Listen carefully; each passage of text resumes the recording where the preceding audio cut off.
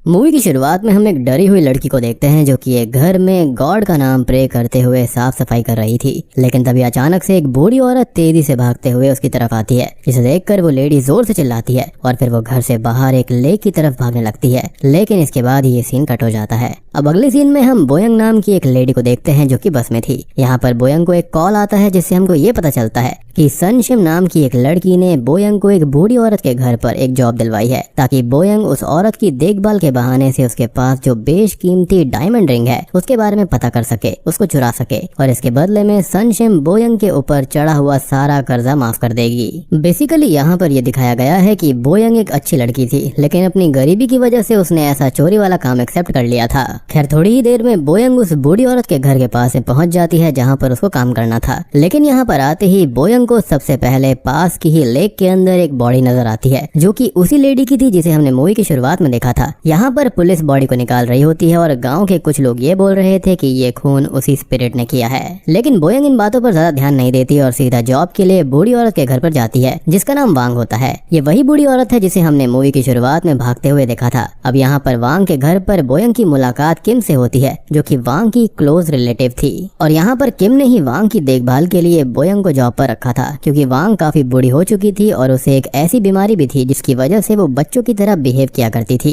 लेकिन यहाँ पर किम को ये बात मालूम नहीं थी कि बोयंग यहाँ पर सिर्फ डायमंड रिंग चुराने के मकसद से आई है। जिसके बाद में किम बोयंग से पूछती है कि कहीं तुम अपने साथ कोई बच्चा तो नहीं लाई हो ना, जिस पर बोयंग बोलती है कि उसे अच्छे से मालूम है कि वांग को बच्चों से नफरत है, इसलिए वो किसी भी बच्चे को लेकर नहीं आई। मीनवाइल हम किम के सूटकेस की चेन को अपने आप ही खुलते हुए देखते हैं जो कि उसके रूम में रखा हुआ था। जिसके बाद में किम बोयंग को सारा काम समझाकर अपने घर चली जाती है। अब इसके बाद में बोयंग जब अपने रूम में जाती है तो उसकी बेटी दायंग दौड़कर उसके गले लग जाती है। जी हाँ, यहाँ पर एक बच्चा था और यहाँ पर हमको पता चलता है कि बोयंग की एक बेटी भी है जिसको वो अपने साथ सूटकेस में छिपा कर लेकर आई थी।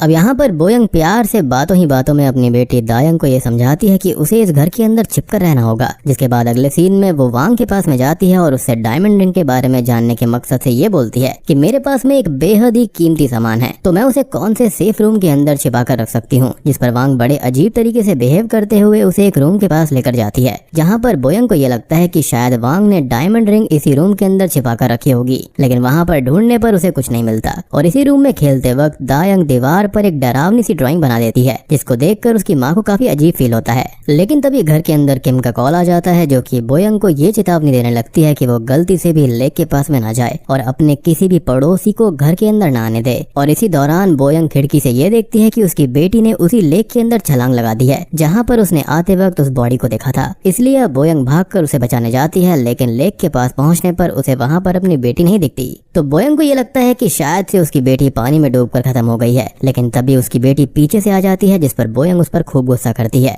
और फिर इसके बाद में बोयंग अपनी बेटी को नहलाने के लिए बाथरूम में लेकर जाती है, जहाँ पर वो देखती है कि बाथरूम के अंदर खूब सारे बाल पड़े हुए थे। अब वो उन बालों को निकालने लगती है, लेकिन स्ट्रेंजली वो बाल बढ़ते ही जा रहे थे और ये देखकर तो मुझे रिंग मूवी की याद आ गई। लेकिन फिर तभी बोयंग को बाहर से किसी की आवाज सुनाई देती है, इसलिए ही वो अपनी बेटी को बाथरूम में छोड़कर बाहर देखने जाती है, जहाँ पर उसे मेन गेट पर एक छोटा बच्चा मिलता है जो कि बोयंग से ये बोलता है कि वो दायंग के साथ खेलना चाहता है। लेकिन वो उसे ये बोलकर भगा देती है कि इस घर में उसके और वांग के अलावा और कोई नहीं रहता।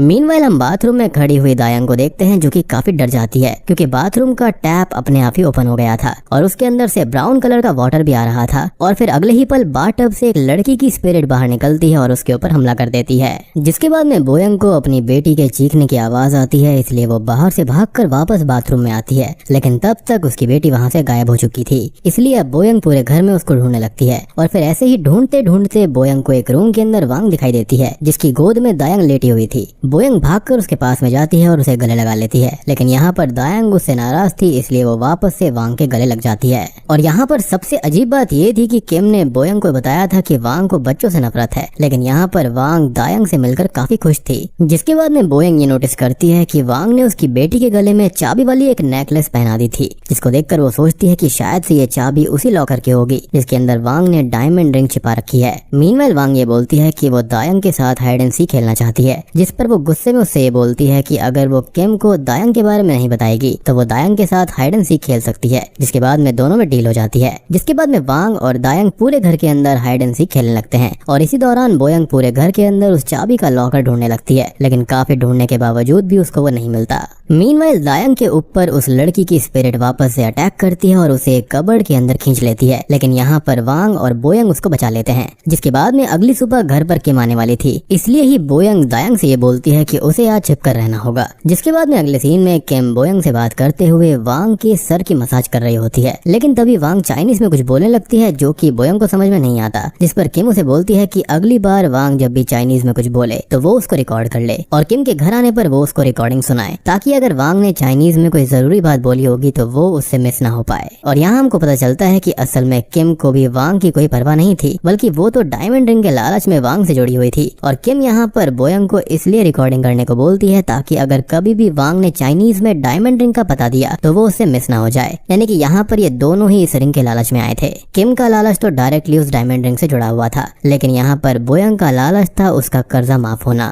इसी बीच दायंग बोर होकर बोयंग के पास आने लगती है, लेकिन फिर बोयंग उसे इशारे से रूम के अंदर जाकर छिपने का बोलती है। लेकिन तभी वांग बोयंग के गले में उस चाबी वाले नेकलेस को देखकर काफी गुस्सा होने लगती है और चिल्लाते हुए बार बार बोलने लगती है कि ये नेकलेस मैंने उस बच्ची को उसकी सेफ्टी के लिए दिया था। और अब ये सुनकर किम बोयंग से पूछती है कि वांग किस बच्ची की बात कर रही है, जिस पर वो बात को संभालने के लिए उससे ये बोलती है कि वांग को ये लगता है कि इस घर में कोई बच्ची रहती है और वो बार बार उसी के बारे में बातें करती रहती है। जिस पर किम उससे बोलती है कि हाँ, वांग पहले भी ऐसा बोला करती थी। और फिर इसके बाद में किम वहाँ से अपने घर के लिए निकल जाती है। जिसके बाद में बोयंग दायंग को देखने जाती है, लेकिन वो ये देखकर शॉक्ड रह जाती है कि वांग दायंग को एक मरे हुए चूहे के खून से खेलना सिखा रही थी और फिर उसे अपनी बेटी भी बोले जा रही थी। जिस पर बोयंग को बहुत गुस्सा आता है और वो वांग और अपनी बेटी दोनों को भला बुरा सुनाने लगती है और दायंग को वांग से दूर रहने का बोलती है। जिसके बाद अगले दिन बाथरूम में वो स्पिरिट बोयंग के ऊपर हमला करने ही वाली होती है कि तभी बोयंग को वांग की चाइनीज में बोलने की आवाज सुनाई देती है। इसलिए वो फटाफट रिकॉर्डिंग करने के मकसद से बाथरूम से बाहर निकल जाती है। अब वो खिड़की के पास में छिपकर वांग को रिकॉर्ड करने लगती है, लेकिन तभी वांग की नजर उसके ऊपर पड़ जाती है और वो उस पर चाइनीज में ही चिल्लाना शुरू कर देती है। लेकिन यहाँ पर बोयंग को कुछ भी समझ में नहीं आता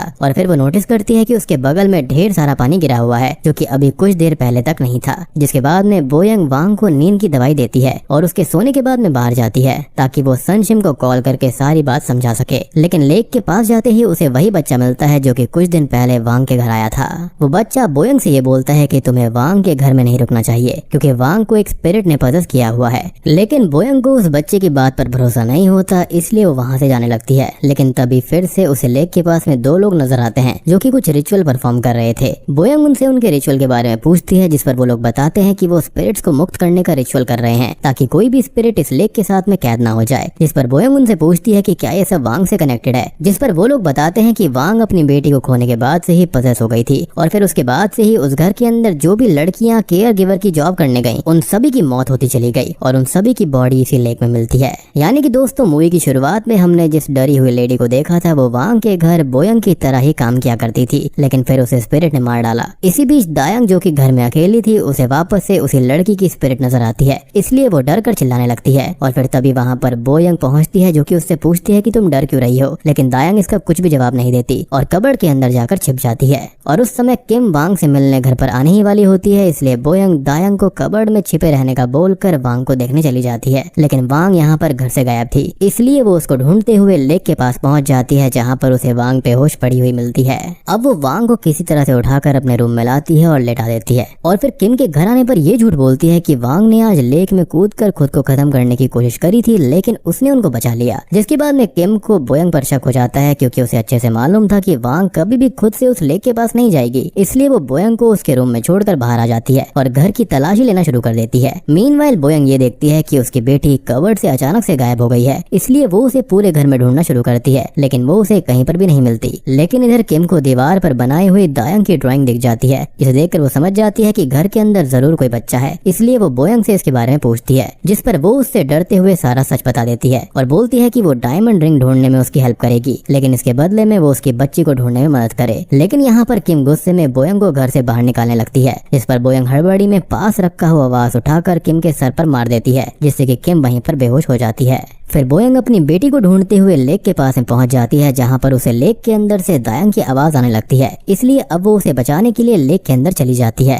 लेकिन लेक के अंदर उसकी बेटी नहीं थी और फिर वो स्पिरिट बोयंग को पानी में डुबाने लगती है, लेकिन तभी वहां पर वही रिचुअल वाली लेडी आकर उसे बचा लेती है और अपने घर लेकर जाती है। अब यहाँ पर वो बोयंग को अपना पास्ट बताती है कि वांग पजेस्ड है, लेकिन पहले उसे ये बात मालूम नहीं थी, इसलिए उसका बेटा अक्सर वांग के घर खेलने जाया करता था और वांग उसे अपने बच्चे की तरह ट्रीट भी करती थी। लेकिन फिर एक दिन उसके बेटे की बॉडी लेक के पास से मिली। अब ये सब जानकर बोयंग को अपनी बेटी की और ज्यादा चिंता होने लगती है, इसलिए वो तुरंत ही वांग के घर चली जाती है और वापस से सब जगह ढूंढने लगती है, जहाँ पर उसे ठीक से देखने पर उसी कबर्ड के अंदर एक दरवाजा नजर आता है। जी हाँ, हिडन डोर था वहाँ पर। अब वो उस दरवाजे को खोलकर अंदर जाती है, जहाँ पर उसे ब्लैक मैजिक करने वाले एक रूम के अंदर दायंग बेहोश हालत में मिलती है और यहाँ पर बोयंग को वो लॉकर भी दिखाई देता है जिसकी चाबी वांग ने दायंग को एज अ नेकलेस पहनाई थी। लेकिन बोयंग उसे खोलने की कोशिश नहीं करती और सीधा दायंग को वहाँ से लेकर बाहर निकलने लगती है। लेकिन तभी वहाँ पर किम आ जाती है, जो कि बोयंग से चाबी छीनकर ब्लैक मैजिक रूम के अंदर जाती है। मीनवाइल बोयंग अपनी बेटी को लेकर घर से बाहर भागती है, लेकिन तभी वांग उसे रोक लेती है और उसे लेक के रास्ते से जाने से मना करती है।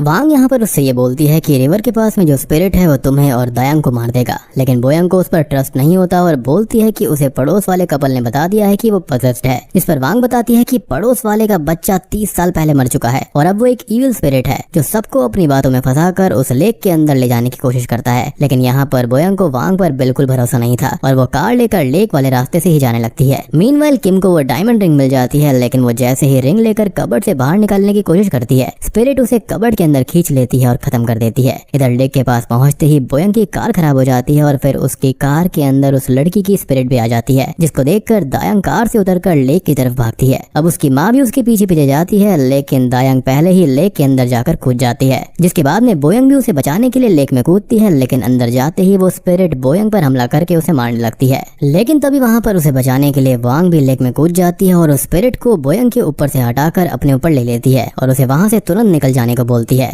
जिसके बाद में बोयंग सही सलामत लेक से बाहर निकल जाती है, जहाँ पर उसे अपनी लड़की खड़ी हुई मिलती है। बेसिकली यहाँ पर वांग ने बोयंग को बचाने के लिए अपना सैक्रिफाइस कर दिया था और शायद से उस रिंग से भी कुछ न कुछ यहाँ पर जुड़ा हुआ है। जिसके बाद में हम 1 महीने की कहानी देख पाते हैं, जहाँ पर बोयंग एक पुलिस ऑफिसर को अपने साथ हुए पूरे हादसे के बारे में बता रही थी और फिर पुलिस ऑफिसर वांग की चाइनीज में बोले जाने वाली रिकॉर्डिंग को ट्रांसलेट करके बताती है। उस समय वांग चाइनीज में तुम्हारी बेटी से ये बोल रही थी कि तुम लेक से दूर रहना और फिर उस वक्त तुम्हारे पीछे कोई था भी, जिसे वांग ये बोल रही थी कि वो तुमसे और तुम्हारी बेटी से दूर रहे। जिसके बाद में बोयंग ये समझ जाती है कि वांग उस समय अपनी मरी हुई बेटी की स्पिरिट से बात कर रही थी ताकि वो उसे और दायंग को हार्म ना करे। और असल में वांग यहाँ पर पजेस्ड नहीं थी, बल्कि उसे तो उस बच्चे की और अपनी बेटी की स्पिरिट दिखाई देती थी जिनसे वो बातें किया करती थी, लेकिन गांव वालों को ये लगता था कि वांग पजेस्ड है। जिसके बाद में हमें फ्लैशबैक के सीन के जरिए ये दिखाया जाता है कि जब वांग जवान थी तब अपनी बेटी के साथ हाइड एंड सीक खेलते वक्त उसकी बेटी गलती से उसी लेक के अंदर गिरकर मारी गई थी, जिसके बाद से वो वही स्पिरिट बन गई और उस लेक के पास और अपने घर में घूमने लगी। और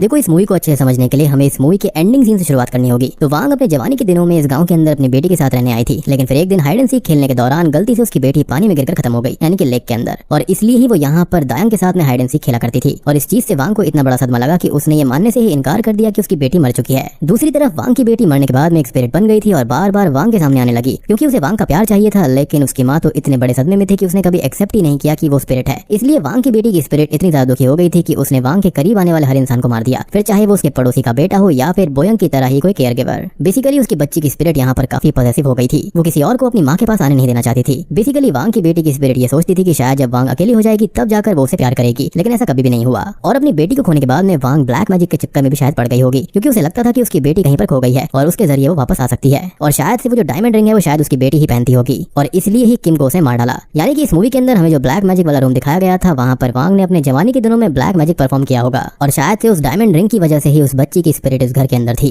और आपने एक चीज नोटिस करी होगी कि वांग ने यहाँ पर बोयंग की बेटी को वो चाबी दी थी जो कि उसी डायमंड रिंग के लॉकर की थी, और वांग ने ये कहा था कि वो उसकी बच्ची को सेफ रखना चाहती थी, इसलिए उसने उसको वो चाबी दी है। तो जब तक उसकी बच्ची को ये लगता होगा कि उसकी डायमंड रिंग बिल्कुल सेफ है, तब तक वो स्पिरिट किसी को नुकसान नहीं पहुंचाती। और बात रही उस पड़ोसी के बच्चे की स्पिरिट की, तो उसने बार बार बोयंग को वार्निंग दी थी कि वहाँ पर कुछ न कुछ गड़बड़ है, लेकिन बोयंग ने उस पर कभी ट्रस्ट नहीं किया। और फिर जब एंड में वांग की बेटी की स्पिरिट ने बोयंग को खत्म करना चाहा, तब वांग ने अपनी कुर्बानी देकर उसको बचा लिया, क्योंकि वो सच में दायंग को अपनी बेटी मानने लगी थी और वो नहीं चाहती थी कि बोयंग के मरने के बाद में दायंग अपनी माँ के बिना जिए। एंड सेकंडली वांग के मरने से उसकी स्पिरिट और उसकी बेटी की स्पिरिट दोनों ही मिल गई। तो अब ये भी हो सकता है कि उन दोनों को ही साथ में मुक्ति मिल गई होगी।